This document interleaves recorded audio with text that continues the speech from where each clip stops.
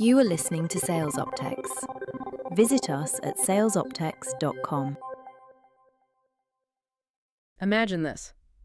You've just spent, well, probably the last 6 weeks, pouring your absolute heart and soul into building the ultimate strategy document for your sales team. Oh, I know exactly where this is going. Right. I mean, this thing is a total masterpiece. You've got these comprehensive buyer personas mapped out, detailed objection handling matrices for literally every competitor, flawless product messaging. A real work of art. Exactly. So you format it into this gorgeous interactive PDF. You proudly pin it to the top of your team's Slack channel. You do the big reveal at the all-hands meeting, and then, well, nothing. It's absolute crickets. Yeah, 6 weeks go by, and you pull the analytics, only to realize that absolutely no one is using it. It's just gathering digital dust. So welcome to another deep dive. Today, we are unpacking the critical and honestly often deeply misunderstood world of sales operations. And specifically, we're looking at the role ops plays in, actually building, testing, and measuring the real-world effectiveness of sales playbooks. Right, because it's a scenario that keeps revenue leaders awake at night. You invest all this time and capital into enablement, and the field just flat out ignores it. They do. And we've got a massive stack of industry data and consulting insights today to figure out why. We're looking at frameworks from the Alexander Group, Umbrex, SBI Growth, MindTickle, and quite a few others. Yeah, and our mission for this deep dive is to figure out how sales ops can transform these ignored static documents into living, data-driven revenue engines. Because, before we get to the fix, we really have to look at why these systems break down in the first place. We do. And there's a pretty harsh reality we have to face right out of the gate when you look at the research from Contempsa and Core Strategies. Yeah. Most playbooks are built for optics, not for actual execution. Right, they're essentially corporate fairy tales. That is the perfect way to put it, fairy tales. Because they're usually written by, marketing teams or product managers who, understandably, want the product to sound absolutely perfect. So they write these beautiful, flowing, theoretical scripts that just completely ignore the brutal, messy objections your sales reps are actually facing in the real world. Yeah, and the word theoretical is really the main problem there.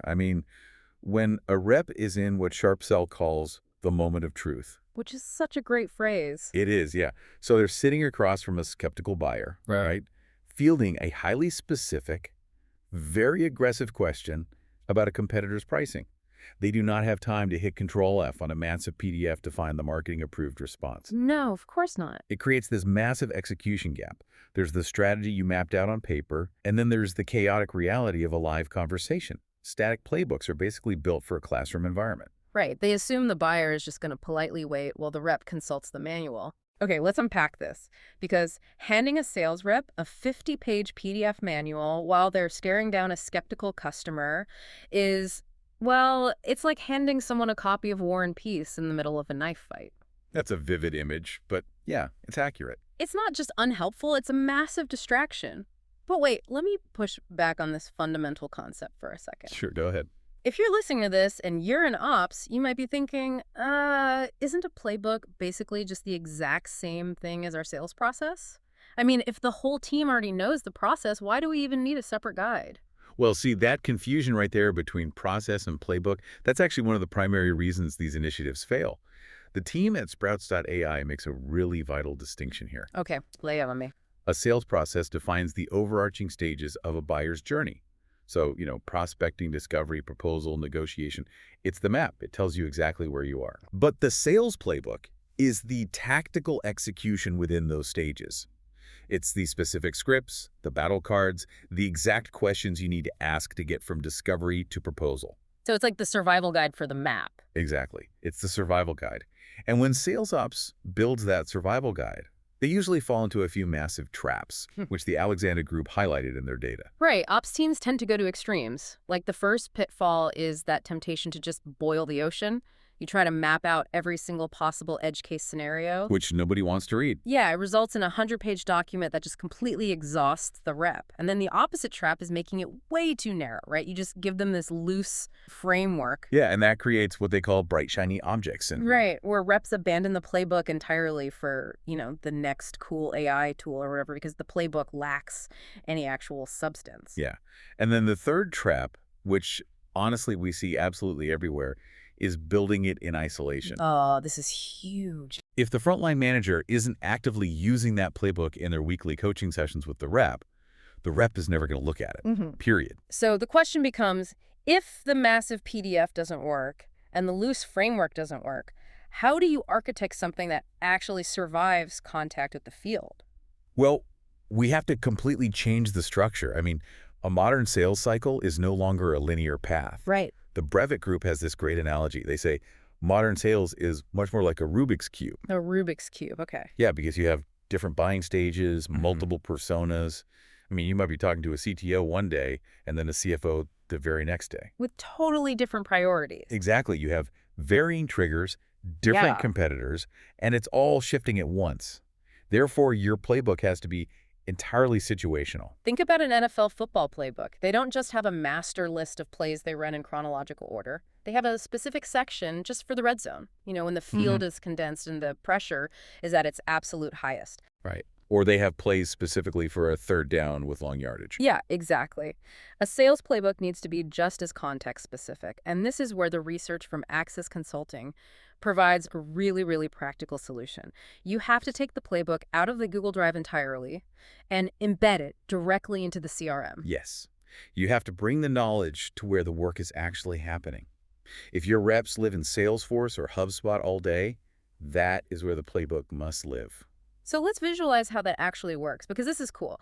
Let's say you're a rep and you just moved a deal to the discovery stage in the CRM.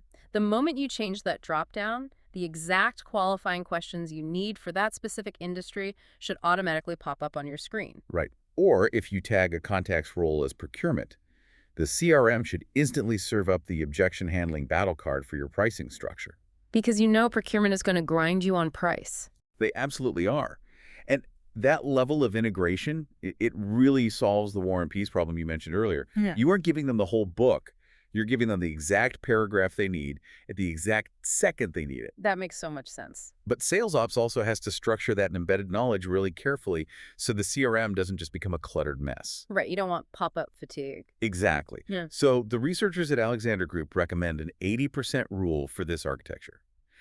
Ops should focus entirely on designing plays that capture about 80% of the most common sales motions. And just let the reps use their own intuition for the rare edge cases. Right. Trust your people for the weird stuff. Yeah. And they suggest breaking that 80% down into tiers. Right. So level 1 is just the key stages of the play. Level 2 covers the required activities like saying you must get a technical sign-off here. And then level 3 is the deep, detailed procedural manual. Yeah, but you only surface level 3 for the most complex, high-stakes scenarios, like launching a brand new, highly technical product. You have to keep the daily interface highly digestible. By reducing that cognitive load, you are allowing the rep to actually focus on the human connection with the buyer rather than trying to remember what marketing told them to say during some PowerPoint presentation 3 months ago. Yeah.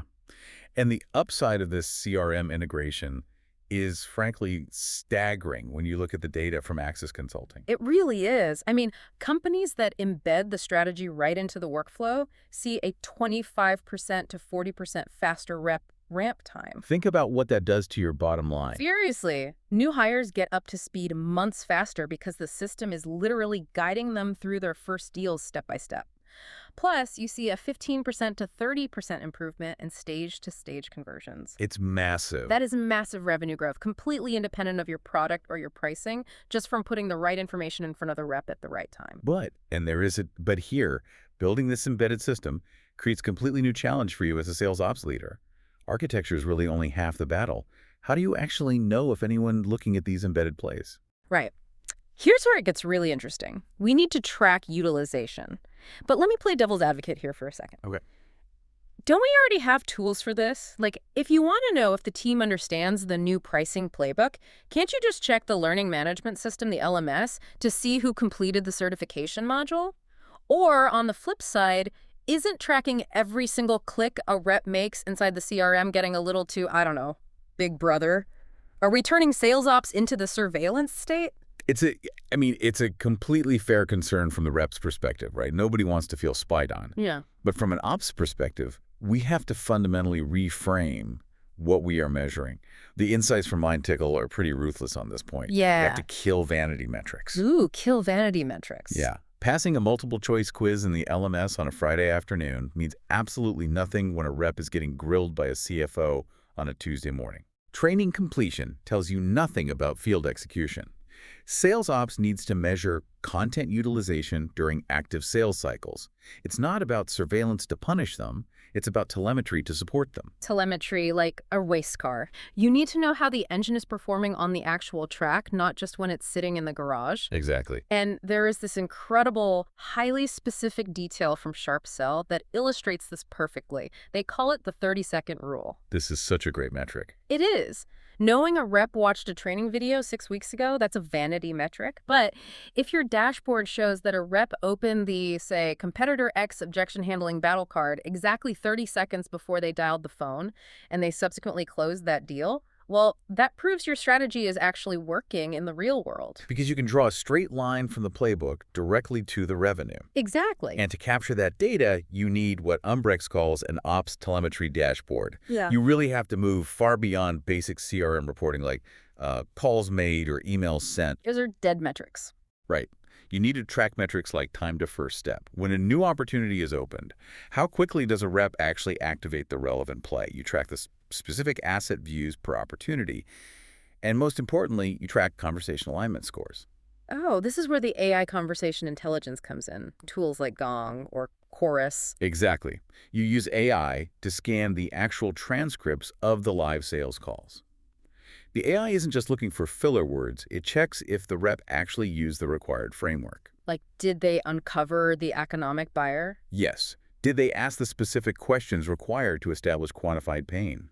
This completely shifts the paradigm. It isn't just about whether they clicked a PDF in the CRM. It's about whether the playbook strategy actually made it out of the rep's mouth and into the customer conversation. So what does this all mean? Let's say you're looking at your telemetry dashboard. You see they're clicking the embedded playbook. You see the AI conversation scores are high, meaning they're using the right words. But does any of this actually make the company money? That is the million-dollar question. Literally. How does sales ops mathematically prove financial effectiveness? Because at the end of the day, your CFO does not care about your conversation alignment score. No, the CFO cares about the yield. And the Umbrex methodology gives us a highly statistically rigorous way to evaluate this. Ops must compare what they call unadjusted lift to adjusted lift. Wait, walk me through that. Because if my team uses a new playbook and our overall win rate goes from, say, 20% to 30%, isn't that proof enough? Why do I need to adjust anything? Because unadjusted lift will lie to you. Really? Yeah, unadjusted lift is just the simple math you just described. You look at the win rate, the cycle time, maybe the discount depth of the deals where the playbook was used, and you compare it to the deals where it wasn't. But let's look at human behavior for a second. Okay. What if your reps are only opening the playbook on easy deals? Oh. What if they only use it when they're selling to returning highly satisfied legacy customers? If you just look at the raw numbers, it looks like the playbook is this magic wand driving a massive win rate. Ah, I see. So the playbook basically gets the credit for a deal they were going to win anyway. Precisely. So sales ops have to calculate the adjusted lift. This means running the data while matching for covariance. Covariance, so controlling the variables. Yes, you have to isolate the playbook as the single variable. You control for the deal size, you control for the market segment, you control for the reps' tenure, so you aren't just measuring your senior reps against your junior reps, and you control for the specific competitor they're facing. Wow. Once you strip all those variables away, if the deals that adopted the playbook still have a higher win rate, then you have scientifically proven causality. You have proven that your playbook actually drives revenue. That is a phenomenal way to secure your ops budget for next year, honestly. You aren't just bringing loose correlations to the board, you are bringing causal financial proof. Yeah. And when we talk about financial proof, the upslip metrics introduce a few critical guardrails that every ops leader should be tracking alongside win rate. The first is the CLV to CAC ratio, so that's customer lifetime value to customer acquisition cost. Which is a critical health metric for any revenue engine. Right, and you're aiming for that healthy zone of 3x to 6x. And a great playbook directly impacts both sides of this equation. By decreasing ramp time and increasing win rates, you lower your acquisition cost. And by baking upselling or expansion plays right into the playbook, you increase the lifetime value. Yeah. If your ratio is below 3x, you are just spending way too much to acquire customers relative to what they're actually worth. Upslope also heavily emphasizes sales velocity. I love sales velocity as a metric. It's the best. Win Yeah. rate is great, but time is the one constraint you really can't cheat. If your situational playbook helps a rep cut a third off their sales cycle time, that mathematically means they can handle 50% more deals in a single year without working a single extra hour. And if the playbook accelerates velocity like that, it completely transforms your capacity model. And tracking that velocity in real time leads to a really fascinating concept from SharpSell called the capability heat map. The capability heat map. Okay, tell me about that. So think about how most managers operate today. They rely on end-of-month revenue reports. Right. But revenue is a lagging indicator. By the time you see the numbers drop on a spreadsheet, the deals are already lost. The quarter is completely blown. You're basically looking in the rearview mirror to steer the car. Yes, exactly. So the capability heat map acts as a live GPS for sales performance. By tracking how reps are interacting with those CRM-embedded plays and then combining that with their AI conversation scores in real time, ops can see a live matrix of the entire floor. Oh, wow. You can see exactly which rep is struggling to articulate a new product feature today before they blow a massive enterprise deal tomorrow. If you step back and look at this entire structure, it really reminds me of the concept from ELB learning. They talk about ST&E, which is sales transformation and enablement. You have to look at this whole data-driven playbook system not as a Band-Aid to fix a bad quarter, but as an organizational MRI. An MRI, yeah, that's perfect. It's a diagnostic tool. It illuminates the hidden structural breakdowns in your revenue engine. Like, if you pull up that heat map and see an entire team is suddenly failing at the negotiation stage of a specific play, the MRI shows you exactly where the bone is broken. Right, and once you see the break, you have to set it. Which brings us to the final and arguably most vital phase for sales ops, which is the feedback loop. Right? What happens when you run that rigorous covariate data we talked about, and it tells you that a specific, highly promoted playbook is actually failing? Well, you don't just yell at the reps to use it more. You'd be surprised, but no, you shouldn't. You have to act like a product manager, which is what the selling power and Umbrex sources suggest. You run a drop-off analysis. So if you track exactly where reps abandon the playbook in the CRM, you find the friction point. Let's say you built this high-velocity outbound playbook. You look at the telemetry, and it has great adoption, like everyone is clicking it, but the adjusted revenue lift is 0. Then the play isn't working. Right. But ops doesn't just scrap the whole thing. They run A/B testing. You cut out the low-impact steps, you test a new email sequence for 30 days with maybe half the team, and you measure the outcome again. It's literally an iterative software approach applied to human behavior. Iteration is absolutely the key. And when you're making those adjustments and rolling out coaching for the new A/B tested plays, SharpSell offers a piece of advice that, well, it feels very counterintuitive. Oh, what is it? They say do not focus your enablement efforts on your top 20% or your bottom 20%. Okay, that does sound counterintuitive. I mean, if I have top performers, don't I want to study their every move and try to clone them? Well, you certainly observe the top performers to build the initial architecture of the playbook. Okay, sure. But your top 20% are going to hit their quota regardless of your playbook.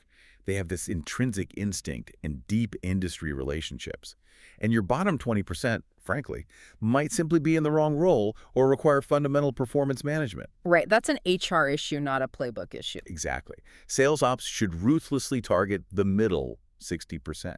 If you can move the capability score of that massive middle cohort by just 10% through targeted updates and playbook coaching, that is where your most explosive, scalable revenue growth is hidden. Because the volume is in the middle. Moving the needle there changes the entire trajectory of the company. Absolutely. But, you know, there is a massive blind spot that can derail all of this, even if the playbook is perfectly embedded, thoroughly A/B tested, and perfectly targeted at that middle 60%.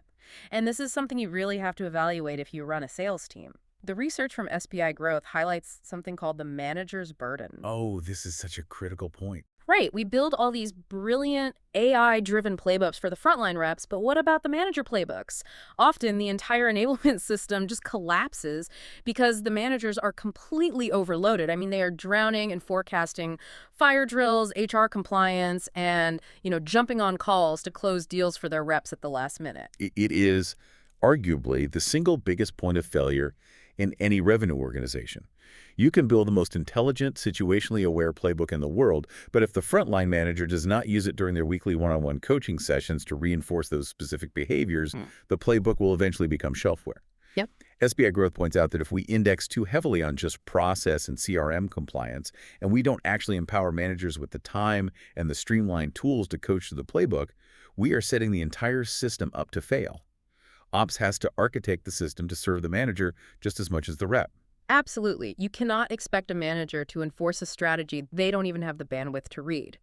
So to pull all this together, what we've uncovered today is that modern sales operations is light years beyond just writing a strategy document and, hoping the reps memorize it. It's an entirely different discipline now. It is. It's about architecting a living, breathing system. You embed a situational, choose-your-own-adventure playbook directly into the CRM where the reps actually work. You ruthlessly track content utilization and AI-driven conversation scores to kill those LMS vanity metrics. Right. You measure the adjusted revenue lift to prove causal financial impact, and then you act like a product manager, iterating, A/B testing, and focusing your coaching on that middle 60% based on real-time field data. It requires a complete mental shift from static documentation to dynamic enablement. But before we wrap up, there is one critical caveat we have to address. Okay, let's hear it. Even if you build this perfect CRM-embedded AI-tracked system, you are still inherently fighting against time. There is a fascinating concept from Nexuscale called context decay. Context decay. Tell me how that threatens the system. Well, by its very nature, a playbook is a historical record. It is a documentation of what worked yesterday. Okay. But your buyers are highly dynamic. Their internal tech stacks change, their executive leadership turns over, macroeconomic pressures shift their budgets overnight. Because of context decay, if your playbook relies purely on teaching reps, a rigid, deterministic script, saying, if they say X, you must reply with exactly Y, it actually represents a fundamental failure of logic. Wow.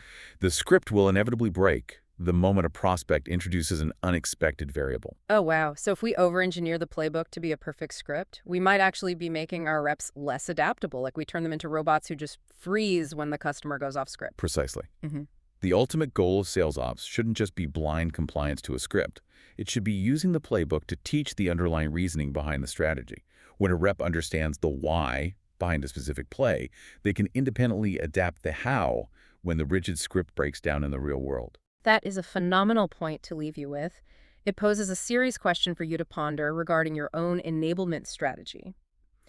Does your company's playbook teach your team a rigid script that will inevitably shatter under the pressure of a shifting market?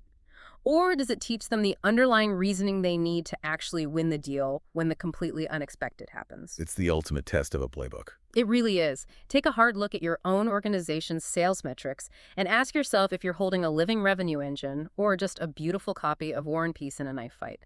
Thanks for joining us on this deep dive. See you next time.